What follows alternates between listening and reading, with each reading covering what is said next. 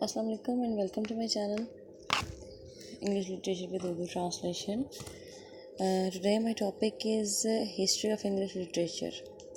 आज without wasting any time मैं आपको स्टार्ट करती हूँ ये लेक्चर आज का अपना। इसमें आपको ब्रीफली नहीं बल्कि इन डिटेल मैं आपको हिस्ट्री ऑफ इंग्लिश लिटरेचर में जो इंग्लिश लिटरेचर में जो इम्पोर्टेंट चीज़ें थी इसमें इस टॉपिक में वो मैं आपको बताऊँगी। तो जो इसमें इम्पोर्टेंट पॉइंट्स आएंगे उसको आप काइंडली नोट करते जाएं ताकि आपकी हेल्प हो सके। तो स्टार्ट करते हैं आज का लेक्चर। स्टार्ट होता है इसका एंग्लो सैक्सन पीरियड से। Start of English literature, historian and political background, what was going on in that period. आज हम ये डिस्कस करेंगे। अभी मैं आपको ये डिस्कस करके बताऊंगी कि इसमें ये क्या था। अर्ली इनहेबिटेंट्स इन इंग्लैंड में स्टार्ट में इनहेबिटेंट्स कौन कौन से थे, इसको आप इस तरीके से सीख सकते हैं। इसको आप CRAVN, इससे आप इसको याद रख सकते हैं। C for Celts, R for Roman, A for Anglo Saxon, V for Viking invasions and N for Norman conquest. जो थे ब्रिटेन नेम जो था वो आया था ब्राइथन एंड गेल्स से। ब्राइथन एंड गेल्स से ये नाम आया था। ये लोग 55 BC में यहाँ पे आए थे। उसके बाद रोमन कॉन्क्वेस्ट था, एंग्लो सैक्सन पीरियड आया, फिर वाइकिंग इन्वेजन्स थे, फिर नॉर्मन कॉन्क्वेस्ट बिगिन हुआ 1066 AD में। These are in sequence form. ये मैं आपको सीक्वेंस में बता रही हूँ इनको। ये 55 BC तक इंग्लैंड में रहे थे। बहुत बड़ी तादाद में इन लोगों ने हिजरत की थी। ये आइलैंड यानी कि एक जजीरे में ये लोग रहते थे। इसको बाद में हम इंग्लैंड के नाम से भी पुकारते रहे हैं। इस वक्त रोम एक बहुत बड़ी ताकत हुआ करता था। रोम जो था मुल्क, एक रोमन्स जो थे वो बहुत बड़ी ताकत थे। रोमन्स क्या करते थे, वो बार बार इस जजीरे पर हमला करते थे, अटैक करते थे, और 55 BC में वो इंग्लैंड में आ गए, जिसके बाद बहुत ईजीली उन्होंने अपनी हुकूमत कायम कर ली। क्योंकि उस टाइम इंग्लैंड में इस जजीरे पे कोई भी यूँ समझ लें कि कोई भी हुक्मरान नहीं था, इस तरीके का किसी भी कब्ज़ा नहीं था। तो इसलिए रोमन्स ने बगैर किसी रिस्ट्रिक्शन के यहाँ पे आके अपनी हुकूमत बना ली। रोमन ने बहुत ही खूबसूरत और दीदा ज़ेब किस्म की इमारतें तमीर करवाई थी। वो इस चीज़ के बहुत ज़्यादा शौकीन थे। ये लोग जब अपने साथ लैटिन ज़ुबान लेकर आए थे जिसके बाद इंग्लिश को बहुत इसने मुतासर किया। लैटिन ज़ुबान इंग्लिश पे बहुत ज़्यादा इन्फ्लुएंस कर गई। रिसर्चर्स प्रूव करते हैं कि 25% of English language was made up of Latin language. English का 25% जो है उसमें लैटिन लैंग्वेज ऐड हुई हुई है। हत्ता कि ओल्ड बाइबल भी इसी ज़ुबान में थी, वो बाद में उसको ट्रांसलेट करके इंग्लिश में किया गया। But now this language is instinct, ये अब बिल्कुल वैनिश हो चुकी है, ख़त्म हो चुकी है। Anglo Saxon period also known as old English period. Old English period भी इसको कहा जाता है। ये लोग जब आए तो ब्रिटेन का नाम बदलकर एंगल लैंड बन गया था, जो कि बाद में इंग्लैंड बन गया। स्पिक्ट्स एंड स्कॉट्स, ये दो अहम ट्राइब थे, इम्पोर्टेंट ट्राइब थे जो यहाँ पे आए थे। पिक्ट्स नॉर्थ से आए थे और स्कॉट्स जो थे वो आयरलैंड से आए थे। केल्ट्स इतने स्ट्रॉन्ग नहीं थे कि वो इनका मुकाबला कर सकें, इसलिए उन्होंने एंग्लो सैक्सन को रिक्वेस्ट की कि आकर हमें बचाओ। लेकिन उनकी गलती ये थी कि उन्होंने एक इन्वेडर से बचने के लिए दूसरे इन्वेडर को दावत दी। इन्वेडर होते हैं जो आप पे हमला करके कब्ज़ा कर लेते हैं। तो उन्होंने क्या किया था केल्ट्स ने, कि उन्होंने एक इन्वेडर से बचने के लिए दूसरे इन्वेडर को दावत दे दी। एंग्लो सैक्सन ने फिर भी एनीहाउ क्या किया, एंग्लो सैक्सन ने वो वहाँ आए और उन्होंने वहाँ पे आके अपनी हुकूमत कायम कर ली। एंग्लो सैक्सन्स में 3 तरह के ट्राइब्स शामिल थे, angles, Saxons and Jutes. Jutes was not so special, इनका इतना खास हिस्ट्री में जिक्र नहीं आया हुआ, इस वजह से they hadn't play any important role part in the history, so I am mentioning only Anglo and Saxons. Anglo Saxons has made 5 kingdoms. कौन कौन से? नॉर्थम्बरिया,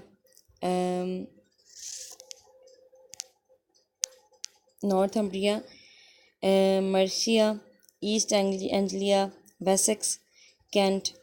अब जो वेसेक्स है इसमें यहाँ पे उनका बादशाह रहता था। After that Vikings attacks on England, ये वाइकिंग्स जो थे ये एक बहुत ही वहशी कबीला था। ये लोग बड़े अजीबोगरीब तरीके से लोगों को मारते थे, उनकी रिब्स वगैरह को इस तरीके से उसको उभार के उसको काट के बाहर लेके आ जाते थे। बड़े मतलब बहुत ज़्यादा वहशी किस्म के थे।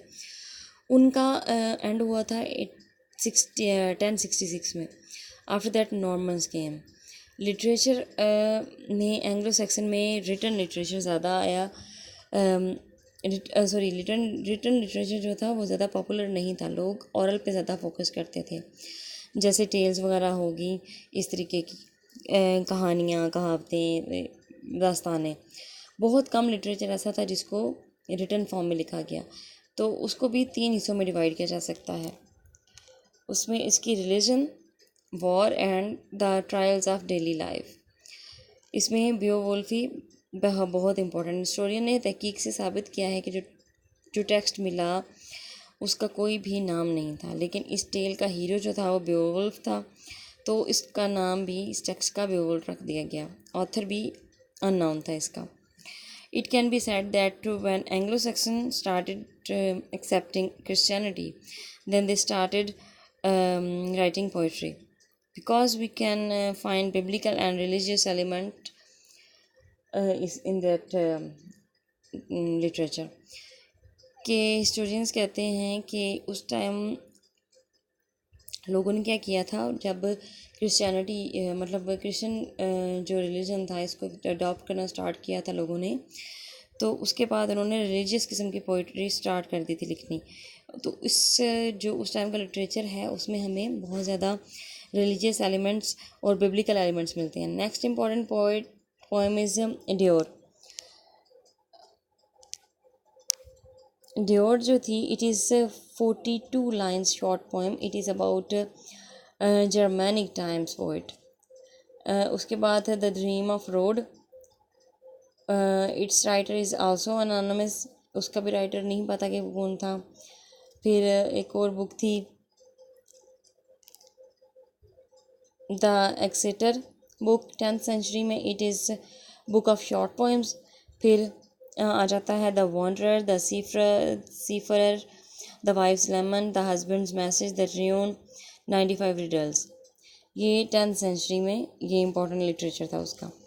95 जो थी वो रिडल्स थी डिफरेंट किस्म की। In prose there is prose में अब देखते हैं कि प्रोज में क्या था। प्रोज में था there is a name of the great King Alfred. He had keen interest in literature. He had great contribution in the development of prose. उसको लिटरेचर में बहुत ज़्यादा इंटरेस्ट था और उसने प्रोज के डेवलपमेंट में बहुत काम किया। उन्होंने बहुत से लिटरेचर को ओल्ड इंग्लिश में ट्रांसलेट करवाई, क्योंकि वो चाहते थे कि आम लोग भी लिटरेचर को इजीली समझ सकें। इसलिए उसने मतलब ज़्यादा लोग लैटिन वगैरह रोमन्स इनका इन्फ्लुएंस था, तो उसने कोशिश की कि उसको ओल्ड इंग्लिश में ट्रांसलेट करवाए ताकि लोगों को इसकी अच्छे से समझ आ सके। फिर आ जाता है ओल्ड इंग्लिश के बाद middle English. Old English period finished in 1066 AD and after that middle English period start. We can divide this period into 3 parts: war, religious and romance. पहले हम मिडल इंग्लिश को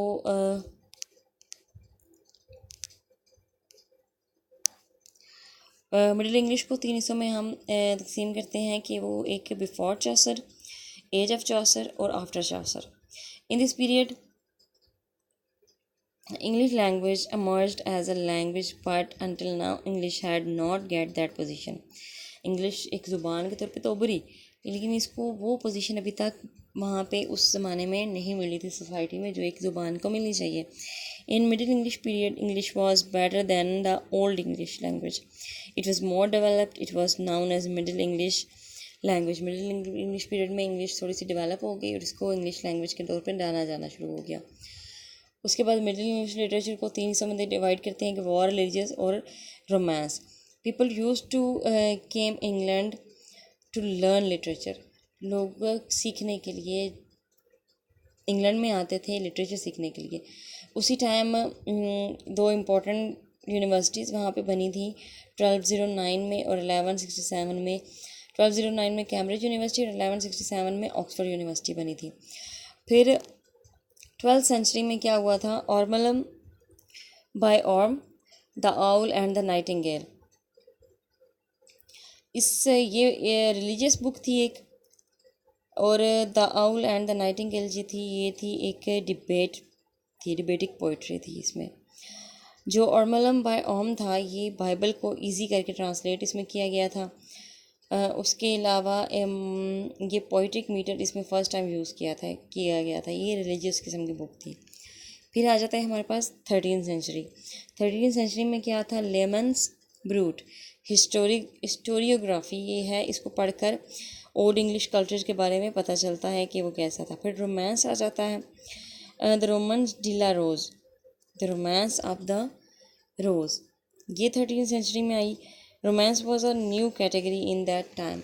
लोगों को रोमांस के बारे में नहीं पता था इतना ज़्यादा, तो उस ज़माने में ये एक तरह की नई कैटेगरी थी।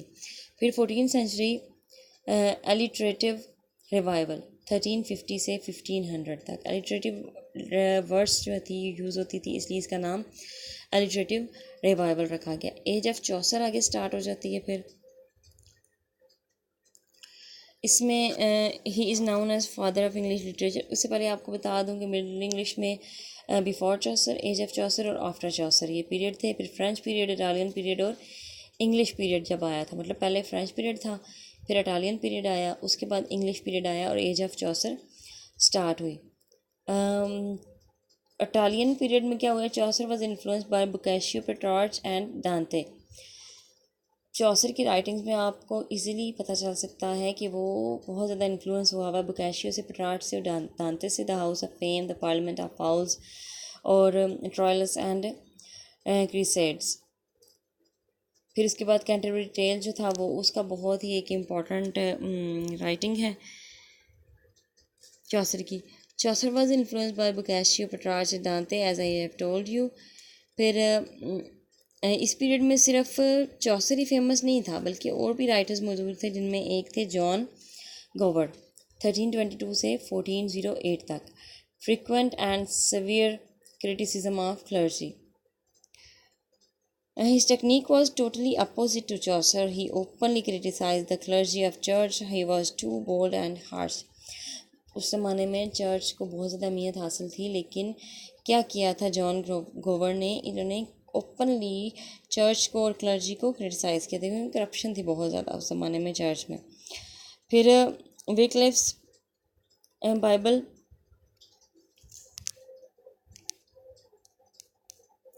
ये आ जाता है इसमें translate Bible from Latin to English. ये बहुत इंपॉर्टेंट पॉइंट है। विक्लिफ WICLIFs विक्लिफ्स बाइबल जो है ये ट्रांसलेट हुई बाइबल लैटिन से इंग्लिश में। फिर आ जाता है आफ्टर चौसर। मिडिल इंग्लिश जो था वो प्रेपरेशन था एलिज़ाबेथन एज का। एलिज़ाबेथन एज मिडिल इंग्लिश में प्रेपरेशन हुई इंग्लिश की, और एलिज़ाबेथन एज में प्रोडक्शन हुई थी इसकी। चर्च इसमें प्रीस्ट और रोमांस ऑफ रिलीजन, यानी कि रोमांस सिर्फ ये नहीं होता कि लड़के और लड़की का रोमांस में आ जाता है। उस टाइम नाइट्स का रोमांस दिखाया जाता था अपने कंट्री के हवाले से, मतलब एक फ़ौजी को, एक आर्मी वाले को अपने मुल्क से कितना प्यार है, इसमें वो रोमांस दिखाया जाता था। फिर आ जाता है क्रिटिसिज्म, इंग्लैंड और इंटरनल वॉर ऑफ रोजेस और external 10 years war. William Dunbar is consider as, पहले मैं आपको एक इम्पोर्टेंट बात बता दूँ कि उस टाइम इंग्लिश पीरियड में जो थे वो चौसेरियन बहुत ज़्यादा लोग आ गए थे, जो क्या करते थे, वो चौसर की राइटिंग को कॉपी करते थे। फिर मिडिल इंग्लिश पीरियड, उसके बाद आफ्टर चौसर रहता है William Dunbar, the thistle and the rose is considered as the greatest English poet between Chaucer and Spenser. Chaucer और स्पेंसर के दरमियान में इसको बहुत ज़्यादा एक इम्पॉर्टेंट राइटर के तौर पर जाना जाता है।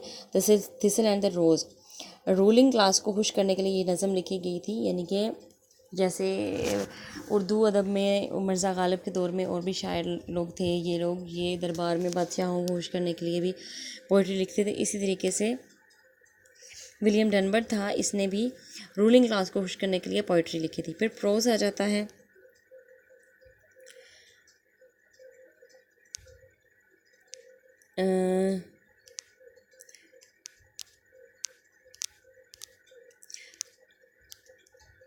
प्रोज में आ जाता है इसकी रिलीजियस वर्क है रेजिनल्ड पीकॉक। रिलीजियस वर्क है ये जिसे पादरी और इसको जैसे पादरी कहते हैं वैसा ही करना इनकी मजबूरी था इसमें। फिर आ जाता है सर जॉन फोर्टेस्क्यू।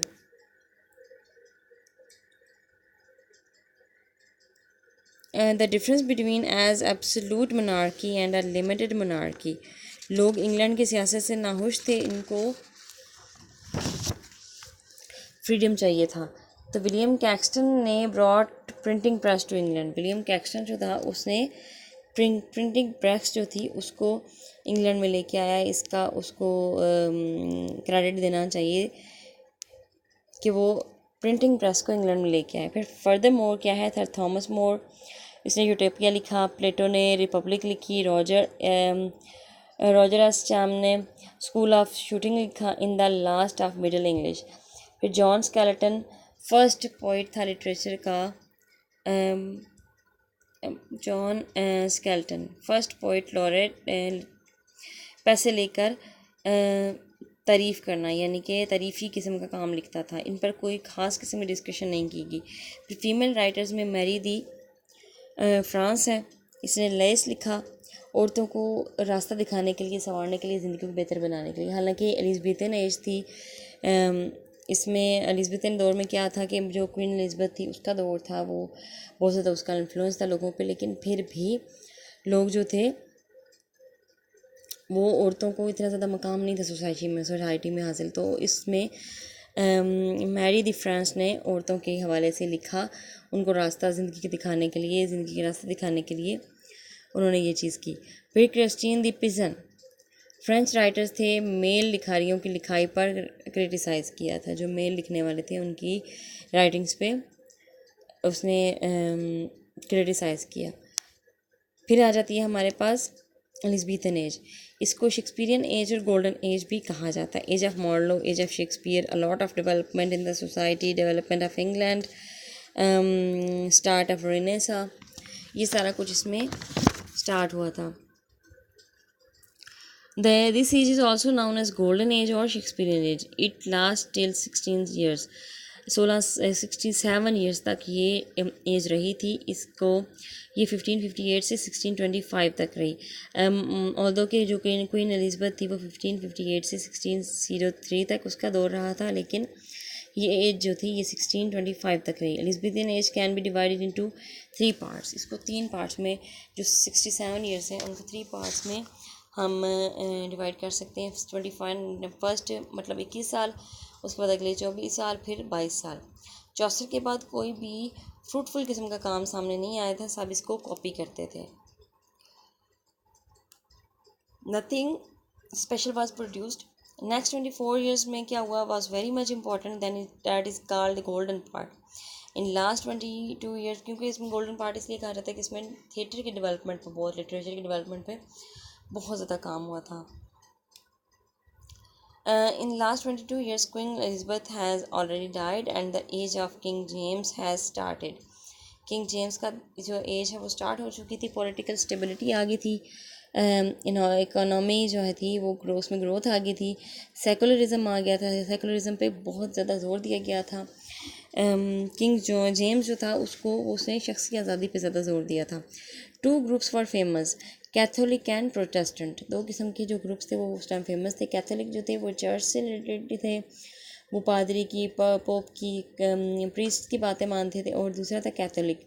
कैथोलिक जो थे वो रिलीजियस किस्म के माइंड वाले थे, लोग थे। तो इनकी आपस में लड़ाइयाँ ही नहीं ख़त्म होती थी। इस एज में प्रोटेस्टेंट्स को इज़्ज़त दी गई, इसको सोसाइटी में हिस्सा दिया गया, इनके हुकूक देने की कोशिश की गई। प्रोटेस्टेंट वैसे वापस जो है वो लंदन आना शुरू हो गए थे, पहले वो हिजरत कर गए थे जंगों की वजह से। चर्च की ताकत कम होने लगी थी, हर चीज़ को साइंस या फिर सेकुलरिज्म की नज़र से देखा जाने लगा। फ्रीडम ऑफ एक्सप्रेशन था, लोगों को बोलने की आज़ादी थी, हर चीज़ जो थी वो द बेस्ट हो रही थी, रेफॉर्मेशन आ गई थी। चैलेंजेस भी थे, लाइफ एक्सपेक्टेंसी भी थी।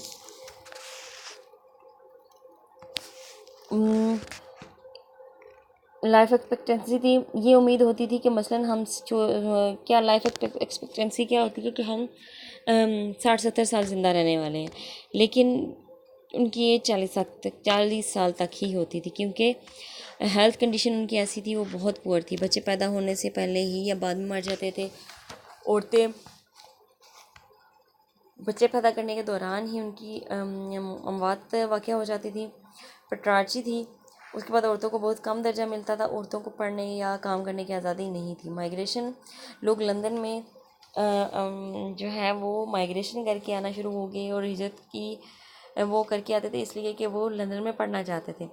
तो लंदन बहुत ज़्यादा क्राउडेड हो गया था, गंदगी फैल गई थी, बीमारियाँ फैल गई थी और ब्लैक डेथ का इन्फेक्शन जो था वो फैल गया था। फिर आ जाते हैं यूनिवर्सिटी वेट्स। इसमें प्ले राइट्स थे, पोइट्स थे और पैम्फलेटियर्स थे। शेक्सपियर को पढ़ने से पहले यूनिवर्सिटी वेट्स को पढ़ना बहुत ज़रूरी है। ये कौन थे? ये प्ले राइट्स थे, पोइट्स थे, ऑथर्स थे। These writers were considered as the earliest professional writer in London. बड़ी बड़ी जो थी, ये हाईली एजुकेटेड लोग थे ये लोग, और बड़ी बड़ी यूनिवर्सिटीज़ से पास आउट थे। ये जानते थे कि ऑडियंस को क्या पसंद है, वो अब ख़ुद का बनाया हुआ काम लोग देखना चाहते हैं या कॉपी शुदा। फिर यूनिवर्सिटी वेट्स जो थे वो मॉर्लो थे, जॉन लिली था, उसके बाद जॉर्ज पील था, थॉमस लॉज था और रॉबर्ट ग्रीन थे। थॉमस नेशे जो था 1567 और 1601 के दरमियान में इसका टाइम था। फिर थॉमस केड 1558 से 1594 तक रहा। इनका असर शेक्सपियर पर बहुत ज़्यादा था, मार्लो और लिली स्पेशली, इन पे शेक्सपियर का असर बहुत ज़्यादा था। हीरोइक थीम्स थी वो कॉमन थी, इसमें वायलेंस होता था बहुत ज़्यादा, खून खराबे वाली इसकी थीम्स होती थी। नेक्स्ट एक्सटेंशन जो था उसकी एंटरटेनमेंट की वजह ये थी कि एंटरटेनमेंट की वजह से प्लॉट जो था वो कमज़ोर हो जाता था बहुत ज़्यादा। लोग एंटरटेनमेंट के लिए जाते थे थिएटर पे देखने के लिए ड्रामा, तो वहाँ पे क्या होता था, वो म्यूज़िकल को बहुत ज़्यादा ऐड कर दिया जाता था, जिसकी वजह से असल जो ड्रामा की स्टोरी थी वो कमज़ोर, उसका प्लॉट कमज़ोर पड़ जाता था। लोगों को मज़ा आना चाहिए, हालांकि जो भी आप कर रहे हैं उसमें उसको लोगों को मज़ा आना चाहिए, इंजॉय करना चाहिए। फिर शेक्सपियर का आ जाता है कि 37 प्ले इसने लिखे थे। उसके बाद है ऑथरशिप, इसकी थी ऑथरशिप स्टडीज़ में स्कॉलर्स ने डिबेट की है कि शेक्सपियर ख़ुद जो लिखा क्या वाकई वो उन्होंने लिखा या फिर दूसरे राइटर्स का उसने नाम यूज़ किया था। ये आज तक बहुत बड़ी कंट्रोवर्सी है जिसको अभी तक कोई भी फाइनल सॉल्व नहीं कर सका। कहा जाता है कि शेक्सपियर ने 23 अप्रैल 1564 में पैदा हुए। We have no record of this. उन्होंने थिएटर में करियर बनाने की कोशिश की, बड़े बड़े जो राइटर्स थे उन्होंने उन्होंने क्या किया था, बड़े बड़े राइटर्स ने उन्होंने थिएटर के लिए बहुत ज़्यादा काम करना शुरू कर दिया था। बेन जॉनसन ने शेक्सपियर के बारे में बहुत बुरा लिखा था। इन्होंने क्या किया था, बड़े बड़े राइटर्स ने डीमोटिवेट किया था बहुत ज़्यादा इसको, शेक्सपियर को। इंसानों की कमज़ोरियों पे उस टाइम बहुत लिखा गया था। उसके बाद ग्राउंडलिंग प्लेस के बारे में बहुत ज़्यादा पब्लिसिटी हुई। फिर ये जो प्लेस थे उस टाइम के बहुत अच्छे थे। फिर क्या होता था कि इसके ऊपर एलिज़ाबेथन एज में शेक्सपियर जो था ड्रामेटिस्ट, एक्टर था, प्ले राइट था, थिएटर ओनर था, एंटरप्रेन्योर था और बिजनेसमैन था। इसने सोनेट्स लिखी थी, ट्रेजेडीज़ लिखी थी, कॉमेडीज़ लिखी थी, हिस्ट्री प्लेज लिखे थे और लॉन्ग पोइम्स लिखे थे। फिर आ जाते हैं फेज़ 1 में, हमारे पास 1558 से 1593 तक ये राइटर्स आप स्क्रीन पर देख सकते हैं। Julius Caesar, Hamlet, else was the ends well, mayor for mayor, Troilus and Cressida, Othello, King Lear, Macbeth, Antony and Cleopatra, Coriolanus, Timon of Athens. ये शेक्सपियर की राइटिंग थी। वैरायटी, रेंज और वर्सटैलिटी थी इसमें। फीचर्स ऑफ शेक्सपियर ड्रामा के जो हैं वो हैं variety, range and versatility, excellent command over language, catering to the groundlings. उस ज़माने में क्या होता था, लोगों को ये बताने के लिए कि आज थिएटर में कौन सा प्ले चल रहा है, उसमें फिर वाइट, रेड और ब्लैक जो था फ्लैग, उसको हॉइस्ट किया जाता था इमारतों के, थिएटर की इमारत के ऊपर। वाइट जो था वो जाहिर करता था कि कॉमेडी प्ले चल रहा है, रेड जो था वो हिस्टोरिकल प्ले चल रहा है और ब्लैक जो था ट्रेजिडिक प्लेस चल रहे हैं थिएटर में। इसलिए लोगों को काफ़ी आसानी हो जाती थी। One could can not get more English than him. एक फेरी क्वीन जो लिखी थी वो कंसिस्ट ऑफ 5 बुक्स। कैंटरबरी की तरह की एक एडमंड स्पेंसर ने लिखी थी, शेफर्ड्स कैलेंडर। ये बहुत ज़्यादा इम्पोर्टेंट है इंग्लिश लिटरेचर में। फिर है कि कोई भी one could can not get more English than him. Faerie Queene लिखी थी इसने, कंसिस्ट ऑफ 5 बुक्स। तो कहा जाता है कि उससे ज़्यादा अच्छी इंग्लिश है, उससे ज़्यादा बेहतर इंग्लिश कोई नहीं बोल सकता था। क्वीन ने नाइट बना दिया उसको, और उसको कॉल करके अपने पास बुला लिया। अपॉलजी फॉर पोइट्री फिर लिखी, establish English as literary language. फिर उसको सिर्फ लैटिन में ही नहीं ट्रांसलेट किया गया, उसको इंग्लिश में भी ट्रांसलेट किया गया। एलिज़ाबेथन थिएटर में 1562 और 1642। क्वीन एलिज़ाबेथ के मरने के बाद भी ये दौर था। इस एज में थिएटर सबसे बड़ी सोर्स था एंटरटेनमेंट का, लेकिन जो प्योरिटन्स थे वो इसके खिलाफ थे।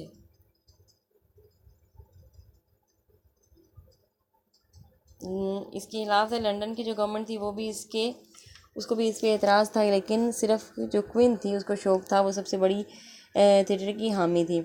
16 और 17 सेंचुरी ब्लैक सेंचुरी में सबसे ज़्यादा थिएटर ग्रोथ हुई थी। जो दिस टाइप ऑफ थिएटर्स, इसमें 3 तरह के आ जाते हैं, प्लेज, स्टोरीज, कॉमेडीज़ और tragedies. Historical plays, middle age में थिएटर पर किसी ने कोई ध्यान नहीं दिया था। प्लेज कभी गली मोहल्ले में रोड पर परफॉर्म किए जाते थे। लेकिन एलिज़ाबेथन एज में क्या था, थिएटर पर बहुत ज़्यादा काम हुआ था। बहुत नए नए स्टाइल के, नए नए डिज़ाइन के बड़े बड़े चर्चेज़ जो थे वो तामीर हुए थे और उस पर काम हो रहा था। 3 टाइप्स ऑफ थिएटर हैं, inn yard, open air, atmospheric play houses. इस दौर में लिरिकल पोइट्री जो थी वो बहुत ही फेमस हो गई थी। फिर everyone in England who could hold a pen was writing a sonnet. जिसने भी पेंसिल पकड़ ली वो अपने आप को सोनेट राइटर समझना शुरू हो गया था। तो उस ज़माने में एक और काम भी हुआ था कि वो bringing a female on the stage in front of so many strange people, strange man, was illegal in Elizabethan England. उस ज़माने में बेशक औरतों को आज़ादी थी, लेकिन उनको थिएटर में परफॉर्म करने की परमिशन नहीं थी। ये जो इनकी डेट्स हैं ये और इनके इम्पोर्टेंट काम हैं, ये आपने याद रखने हैं। एडमंड स्पेंसर का है 1552 से 1569। फिर आ जाता है फिलिप सिडनी का 1554 से 1586, और one could can not get more English than him. फिर आ जाता है सर फिलिप सिडनी 1550 और से 1558 तक। अपॉलजी फॉर पोइट्री लिखी थी इसने 1579 में। एलिज़ाबेथन थिएटर जो था वो 1562 से 1662 तक रहा। फिर इसमें क्या था, हिस्ट्रीज, कॉमेडीज़ एंड ट्रेजेडीज़।